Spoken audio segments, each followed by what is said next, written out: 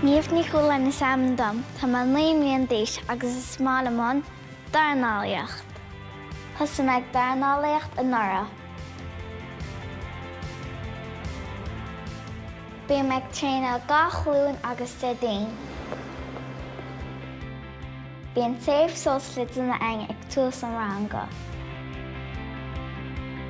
Is féidir leat do rábhardacha ach is málam sumachad brísta gearracha.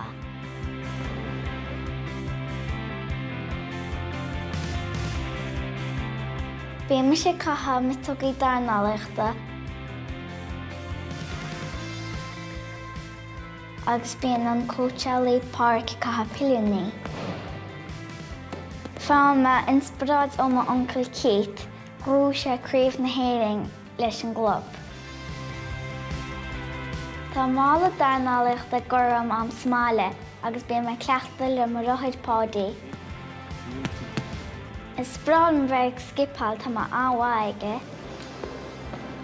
Ba mo dhéadóid pádaí i dhear logo an chlub. Tá Kelly Harrington aontacht, ba bhreáin le bheith cosúil na resmaní sinne.